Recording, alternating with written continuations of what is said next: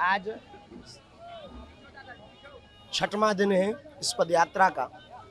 निर्विघ्न रूप से सामाजिक समरसता को संदेश देता हुए जगह जगह चौपालें लगाते हुए पदयात्रा बढ़ रही है।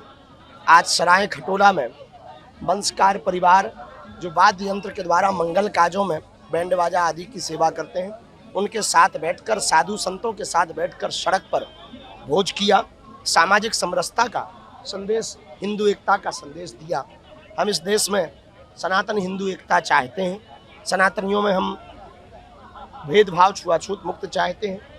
कुछ विरोधी ताकतें इस कार्य को, इस मिशन को रोकने के लिए तरह तरह के षड्यंत्र कर रही हैं, तरह तरह के उपद्रव कर रही हैं। हमको यही जवाब देना चाहेंगे, जो भी इस पदयात्रा का विरोध कर रहा या फिर हिंदुओं को डराने के लिए तरह तरह के षड्यंत्र कर रहा, हम एक बात कह दें, हम न रुकेंगे न डरेंगे। यदि आज भारतीय एक नहीं हुआ, 150 करोड़ लोगों की 150 किलोमीटर की ये पदयात्रा है, यदि सभी एक नहीं हुए तो जो बम धमाका दिल्ली में हुआ है, ऐसा भारत के हर गली कोने में होता दिखाई देगा। इसी के लिए आवश्यकता है एकता की, यूनिटी की। यूनिटी ही एकमात्र माध्यम है जिससे भारत में शांति, विश्व में शांति सनातन के द्वारा स्थापित की जा सकती है। इसलिए यह पदयात्रा की जा रही। अब आगे भी और पदयात्रा करेंगे। 16 तारीख को लाखों सनातनी उन आतंकवादी ताकतों को, देश को तोड़ने वाली ताकतों को, देश में व्यभिचार फैलाने वाली ताकतों को, देश में दंगा करने वाली ताकतों को, जो डॉक्टर मुसलमान पकड़ा गया, इस्लाम धर्म का था, लेकिन उसने देश में करोड़ों लोगों की जान लेने की तैयारी कर रखी थी।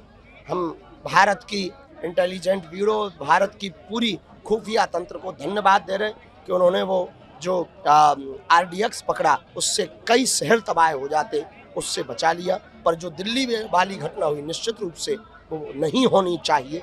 हम इसी आज की पदयात्रा में संपूर्ण भारत को पुनः सामाजिक समरसता के लिए, भारतीय और सनातनी एकता के लिए आह्वान कर रहे हैं कि आओ 16 तारीख को वृंदावन में, वरना हर मोहल्ले में धमाके होंगे।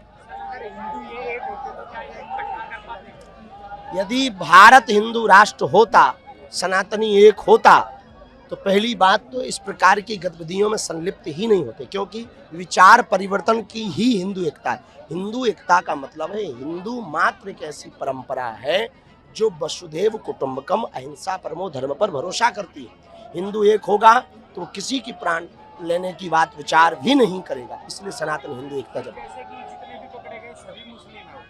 यही इस देश का और विश्व का दुर्भाग्य है कि यही क्यों आतंकवादी होते हैं। कहीं ना कहीं इनकी शिक्षा नीति गड़बड़ है। मदरसों की शिक्षा नीति में मानवता पढ़ाने की आवश्यकता है। जैसे कि मैं शुरू से लास्ट तक आपके साथ याद कर रहा हूँ, लेकिन कई बार सोशल मीडिया पे दिखाई जाती है कि भगदड़ हो गई, पब्लिक बेकाबू, ऐसा हुआ नहीं, लेकिन अब तक हमें खबर नहीं मिली। अफवाहों से बचें। हम ANI के माध्यम से सभी न्यूज एजेंसियों से प्रार्थना करना चाहेंगे, इस सूचना को जन जन तक पहुँचाएं। कोई भगदड़ नहीं हुई, अफवाहों से बचें। बहुत शांति के साथ पदयात्रा चल रही, लाखों पदयात्री व्यवस्थित हैं, भगवान की कृपा है। आगे और लाखों की मात्रा में 16 तारीख को जनसंघ बागेश्वर धाम का परिवार पूरा ब्रजधाम वृंदावन पहुंच रहा है। तो युवा को क्या मैसेज देना चाहोगे आप ये दिल्ली को लेकर? हरियाणा में नशा सबसे ज़्यादा खतरा है और पंजाब और हरियाणा को टारगेट करके नशा में युवाओं को लिप्त किया जा रहा है।